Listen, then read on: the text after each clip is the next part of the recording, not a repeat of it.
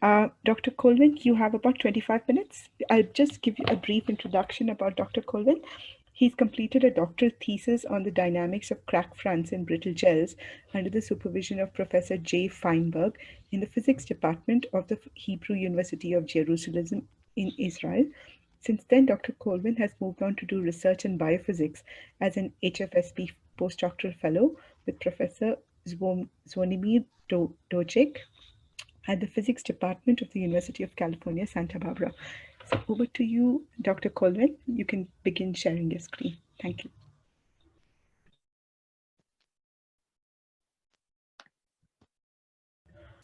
Okay, yes, you're visible. You can see my screen? Yes. Okay, first of all, thank you very much for inviting me. It's my first Zoom conference. So I'll be talking today about a work that I did during my PhD on super tough gels. I did this work together with John Kolinsky, who was then a postdoc at the Hebrew U, and now he's a faculty at EPFL Switzerland, and in collaboration with Jian Ping Gong of Hokkaido, Japan, and under the supervision of Jay Feinberg. This work was supported by the Israel Science Foundation and the United States Israel Binational Science Foundation, and was published in a Physical Review Letter. So here's a brief outline of my talk. First, I'm going to introduce the theory of how cracks propagate in brittle materials, or dynamic fracture mechanics. Then I will describe how we know that this theory actually works for brittle gels. I will introduce super tough gels and explain what makes them so tough.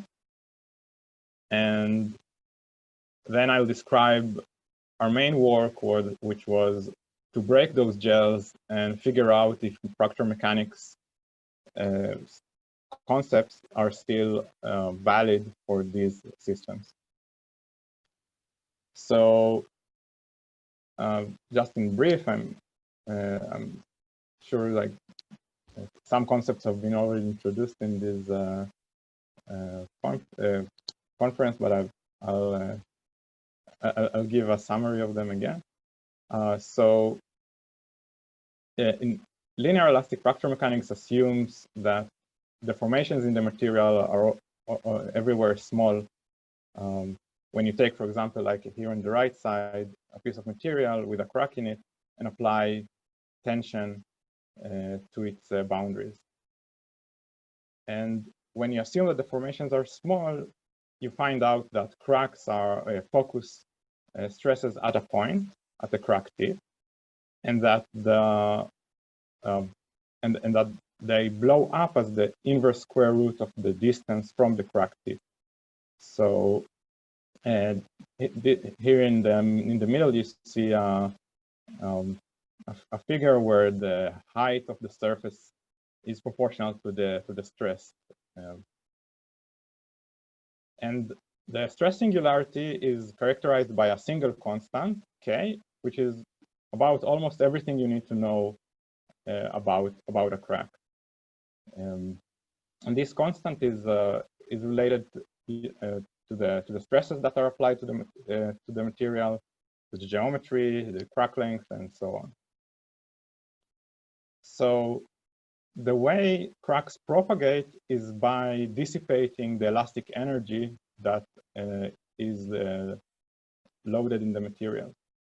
And during crack propagation, for example, here for a crack that propagates at velocity v, mechanical energy constantly flows from the bulk of the material into the crack tip where it gets dissipated. And in the 60s and 70s, people like James Rice and friend have figured out a way to calculate how much energy is flowing to the crack tip. And when you work out the math, you find out that the amount of the energy flux is proportional to the square of the stress singularity. And it also depends on the shear modulus and the crack velocity, so that if you want to propagate cracks that are closer to the shear wave velocity, to the Rayleigh surface wave velocity, you have to supply more and more energy. And this result actually tells us how cracks propagate. So if we say that it takes gamma joules to break a unit area, right? So we have a fracture energy gamma. Then when a crack propagates at velocity v in a material of thickness h, the total energy dissipated at a time interval of delta t is gamma times h times v times delta t. And we can equate this quantity with the amount of incoming energy flux computed by J. And if we solve for the crack velocity, we find out that the crack velocity is instantaneously being determined by the instantaneous crack length, and that there is a critical length that only past which the cracks propagate. And this critical length depends on the fracture energy, the shear modulus, and applied tension. So here's a summary of what I said in the previous slides, that stresses are singular, that the energy flux into the crack tip is determined by the crack singularity, and that this form of the energy flux yields an equation of motion for crack. So how do we know this is true?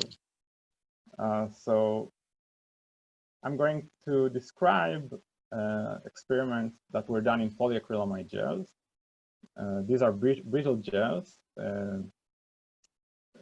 that are so gels are cross-linked networks of polymers that are swollen in water. So they are mainly water, and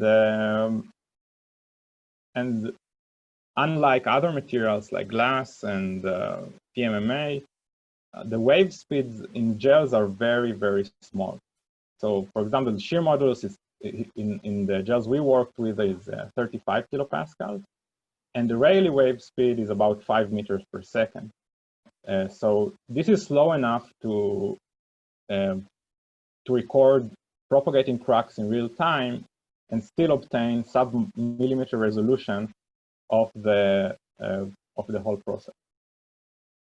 So the way these experiments were run is that you take a rectangular sheet of polyacrylamide gel, you attach it on one side to a load cell, on the other side to a stepping motor, you stretch the gel, and then you initiate a crack with a razor blade and watch how the crack propagates using a fast camera.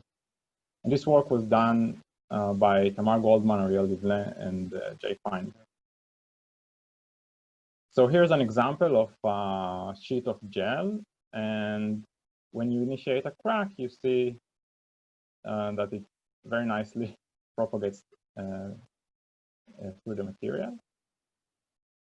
And what we can do with this movie is take one snapshot, for example, this one here on the left, and find out what is, and look at the shape of the crack tip. And apparently, this shape fits very well parabola laying on its side. And that's actually a prediction of fracture mechanics. So if the stresses goes are the inverse square root of the distance from the crack tip, then the displacement goes as a square root. And that means that you obtain a parabola behind the crack tip. And what we see from fracture mechanics is that the parabola curvature should be proportional to the inverse square of the stress of the strength of the stress singularity K.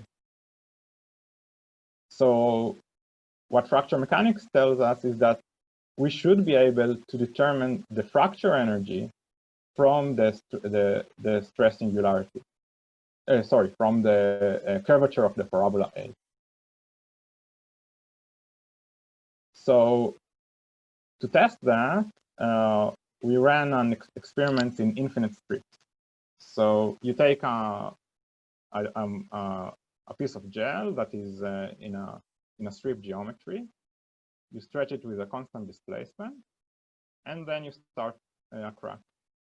And the reason to use this kind of geometry is that along the crack propagation axis, things are invariant. So the crack propagates steadily at a constant velocity, and at each unit length, so at each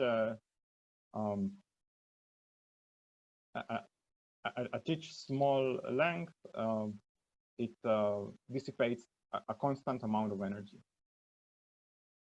So here you can see in the figure the fracture energy as a function of the crack velocity that is determined in two ways. So one way is using the prediction of fracture mechanics with the parabola curvature A. So the blue circles are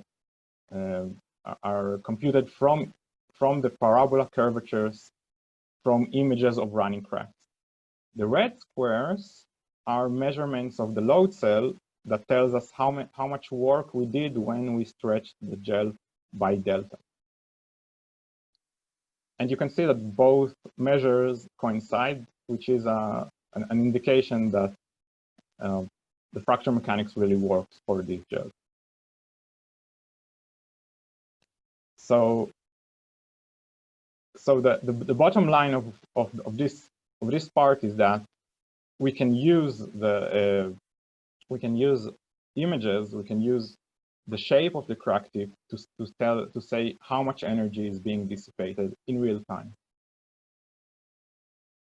So my main topic today is super tough gels, and this is a new class of material, relatively new, that is made that is actually a composite of two types of polymers. So in the system we were looking at, you have two networks.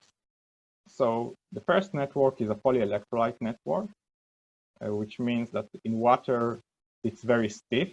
The polymers are not floppy, and it's also densely cross-linked. Now you take this. So the way you make the tough gel is by taking this first network, submerging it in a bath of acrylamide monomers, which is going to make the second network, and then using photoinitiation, polymerizing and cross-linking a second network of polyacrylamide, which is very loose and floppy. So in the end, you get something that looks like two interpenetrating networks. So now I'm showing a movie here of how does a polyacrylamide gel and a double network gel compare with each other under compression.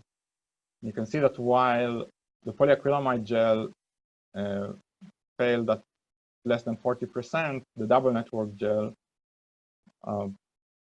stays intact even at 90%, and also recovers its shape after the loading is relieved. But there is no miracle here, sort of.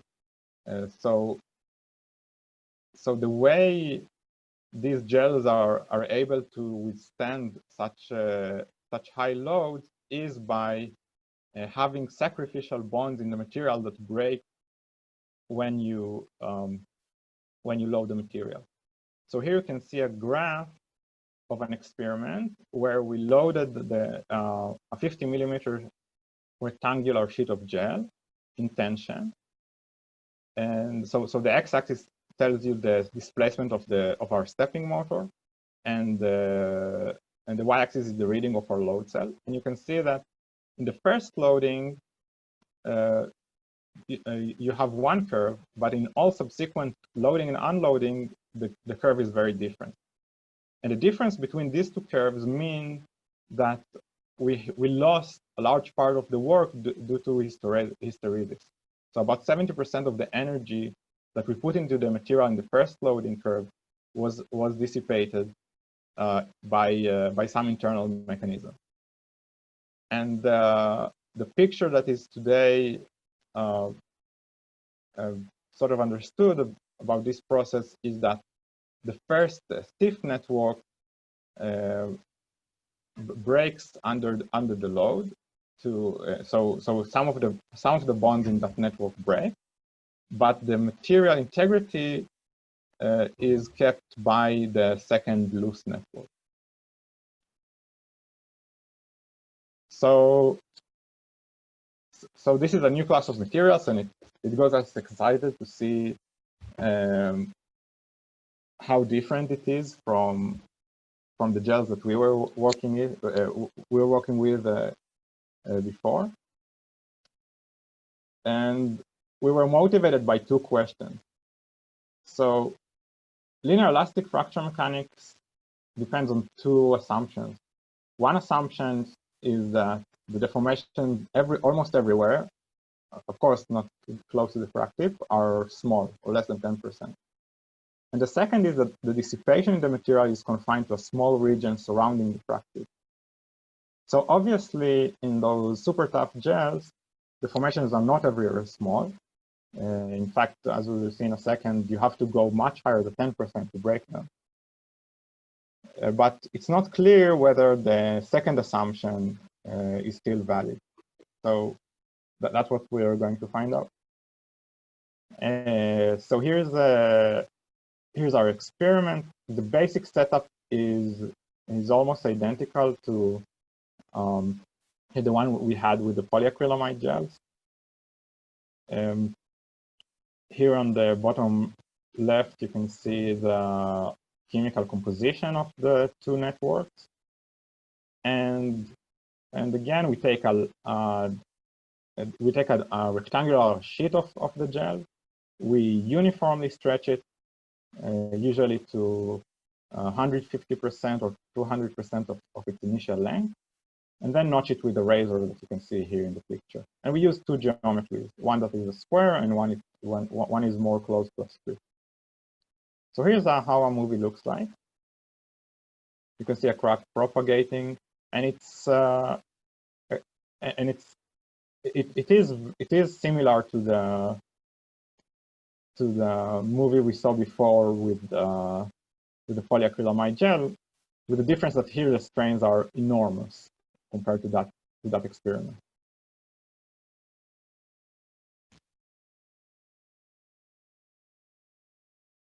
So the first question we ask ourselves is whether the crack profile is parabolic.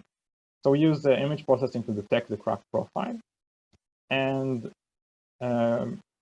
then we first try to fit it with a parabola. So you can see here is in black is the crack profile rotated by 90 degrees. And the blue dashed line is the closest parabolic fit. And you can see that it quite misses at most of the data points. On the other hand, if you take a different power law, if you take a power law that the y displacement to the power of 1.6 is proportional to x, then you get a very close match with the detected profile. And this power law apparently does not depend on crack velocity. So here's an experiment where we had an accelerating crack before it reached steady propagation. So this is the time since the crack initiation and the crack velocity on the y-axis. And if you take the crack profiles, you see that as the crack accelerates, the profiles becomes wider, but they all obey the same power law on a log-log scale. And we've done fitting for all of our data sets in a very wide range of velocity from 1 to 10 millimeters per second. We see that this exponent is really insensitive to the crack velocity. So what's about the prefactor? How about the wideness of the opening? So we can quantify it by using the prefactor of the power law and watch how this prefactor changes with velocity. And we see that it decreases with velocity, meaning that that the crack profiles become more and more wide as velocity increases. And that's true for steadily propagating cracks, which are the blue points, and for accelerating cracks.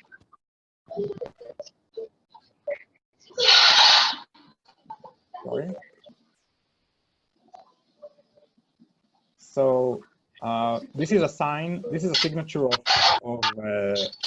something known for fracture mechanics, that cracks, that simple cracks have no inertia, meaning that they don't, that the process doesn't, sorry, that the velocity is not sensitive to acceleration. And that's also what's happening in polyacrylamide gel, like you can see here in the plot.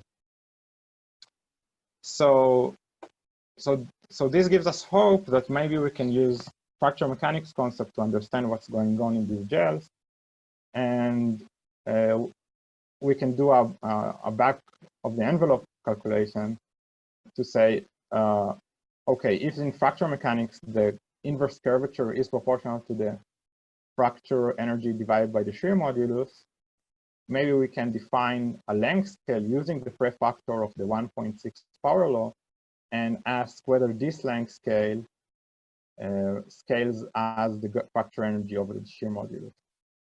But for that, we first need to know what the shear modulus of these gels is, right? And we found a way to do that. So before a crack starts to propagate, there is a dilation wave or a compression wave that propagates through the material, and we can measure its propagation using digital image correlation, as you can see here. So here's a map of the strain in the material in 3 time snapshots, and you can see a pulse that propagates at a constant velocity. And from this velocity, we can obtain the shear wave speed and also the shear modulus, which is about 120 kilopascals. So now we're ready to compare L with gamma, with the fracture energy, which we determine using our load cell measurement. So we measure the amount of work we do in an experiment and subtract the hysteresis from the internal bond breaking from it, and so we get the stored elastic energy in the gel. On the other hand, using the power law of the power law prefactor from the crack profile opening, and the shear modulus, we defined a second energy scale. And now we can compare the two energies, the stored elastic energy from the load cell measurement and this product of shear modulus and the L, which we take from the real-time imaging. And you can see that both, in this plot here, you can see for both square-shaped specimens and strip-like specimens, the two energy scales are about the same, and they seem almost proportional. And I think it's pretty impressive that the amount of dissipation this material can approach that of steel, as you can see here. So this is kilojoules per meter squared. So I don't know, how much time do I have? You have about 2 or 4 minutes, 2 to 3 minutes actually. Okay, so I'll just quickly say that we also have a scaling argument for this power law that depends on finite strength elasticity, and assumes that you can see it come out if you assume that the elastic strain energy scales as the strain to some power. And it also seems to work for more realistic models like a ruder voice, which is originally made for rubber. But of course, we still have open questions. For example, whether this scaling changes with power law, and what happens in other double network gels. For example, the one described in this work by Sun et al., where they used ionically cross-linked gels and not chemically cross-linked. So that's my story. I'm happy to answer questions. Thank you. Thank you, Dr. Kolvin. That's a fantastic talk and a very interesting area. So we'll begin with a couple of questions from that Dr. Ankur Kulkarni has put on the chat window. Let me see if I can unmute him so he can ask you himself.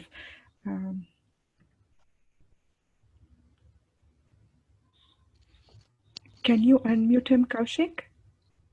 I have. Okay. So Ankur, you can go ahead and ask your question. Hi, Dr. Kolvin. Thanks for a very nice presentation. It's quite interesting to look at the results from these these super tough gel. I wanted to know if you have done any work on what happens to these under cyclic loading, because you've basically shown two videos where you have done a static loading to failure. But I want to know how these materials might respond under cyclic loading. And the second question was with regards to, since these are viscoelastic materials, how do you basically incorporate that into your analysis? So about cyclic loading, I had a previous slide.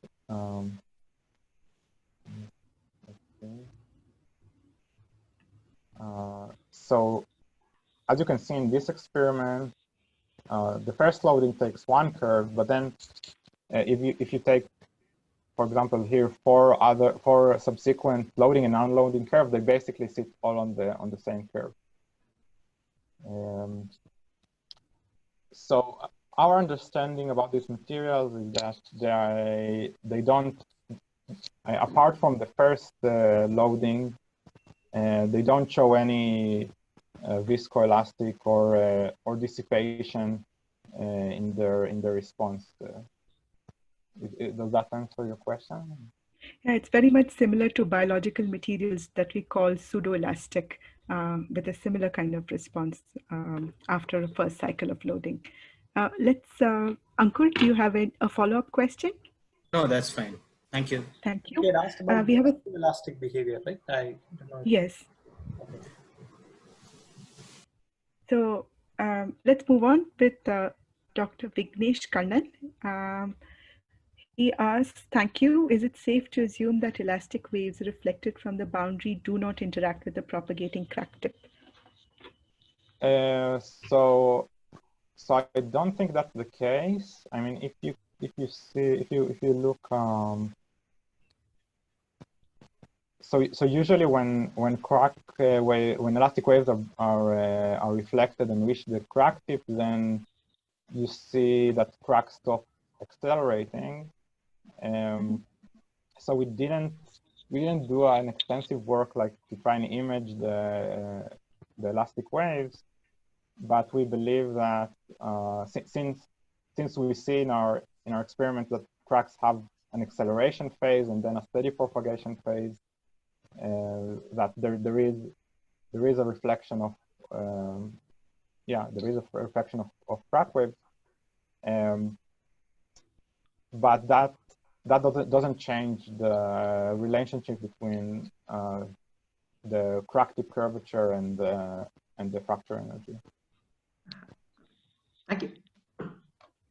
Thank you. I'll take one small question before I can ask my short question. So the next one is from Satyam Boyan. He says, did you plot the strain energy versus crack velocity, and does it follow a power law? So I'm not sure I understand. Satyam, maybe we can unmute him and see if he can. Yes. You're talking from it. My question was regarding. We can't hear you too well, Satyam. Can you increase the volume on your microphone or keep it closer to you?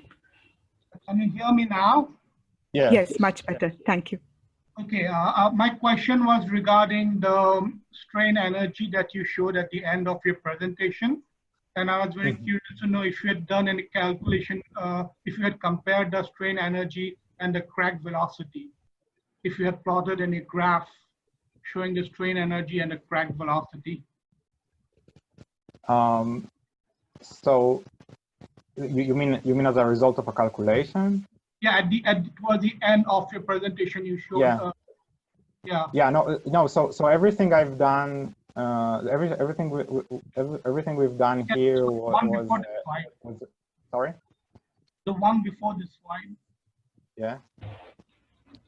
This one. Yeah, this one. Yeah. Yeah. So do you have? Oh, I see. Yes. Yeah. We did. Yeah. Thank you. I mean, I now understand your question. Yeah, you can see that. I should have. Let's see if I have it here. But we have it in our paper. Let me see if I can pull it up.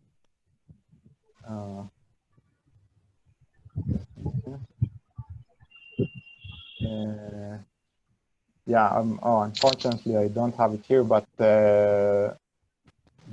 yes, we did plot it. So.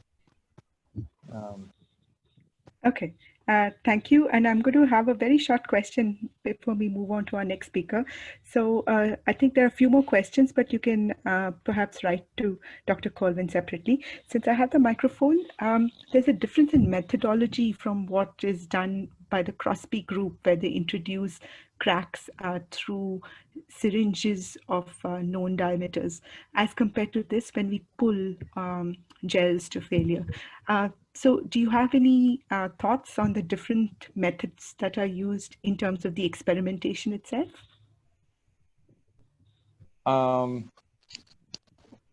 So, I mean, I guess it's a question of what.